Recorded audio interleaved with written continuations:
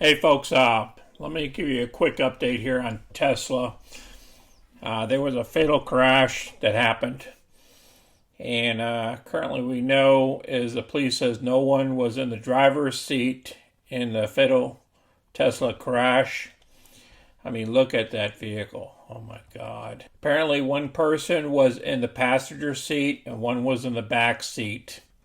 They're talking about the crash happened in the Houston suburb of Spring, Texas, killed a person in the front seat and then one in the rear seat. And then they said this is going to be an open investigation, even though Elon Musk treated that the autopilot feature available on this car was not engaged based on the data logs received so far. Get this. How can the autopilot be not engaged if there's nobody in the driver's seat? How can it keep going down the road?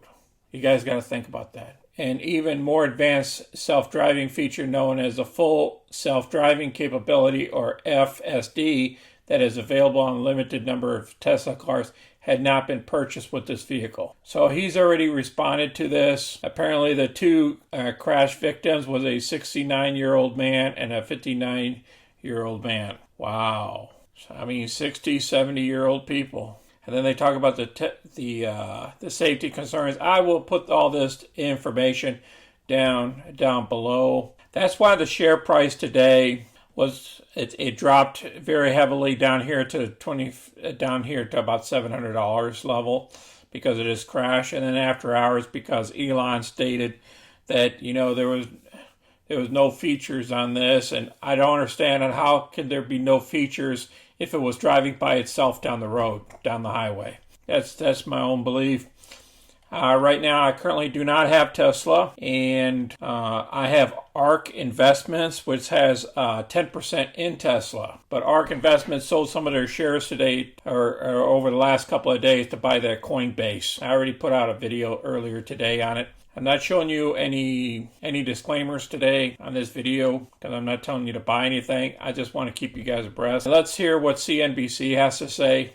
We don't know what happened in this crash, but we know that there's a long track record of Tesla's driving assistance system failing to keep the driver engaged. I mean, there's videos all over the internet of people failing to use the system properly and failing to do exactly what Phil just talked about. These cars don't drive themselves. You have to drive them. But in a lot of ways, Tesla sends a very different signal to people. So you're saying it's a marketing problem? Anything else? Even more than marketing is absolutely an issue. Tesla has overpromised and underdelivered when it comes to the capability of a lot of their vehicles. But even more importantly than what they say, it's what they do.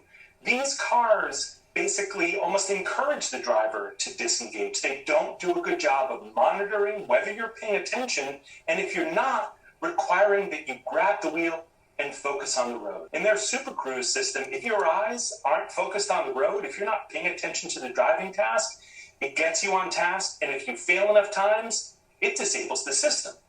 I want to thank you guys for watching, and please share this video with other people. If you have a Tesla, is to be behind the wheel of the Tesla and drive it. I know people that has a Tesla and they have the driving feature too, but they're behind the wheel. Don't go to the back seat and go take a nap. Don't be in the passenger seat.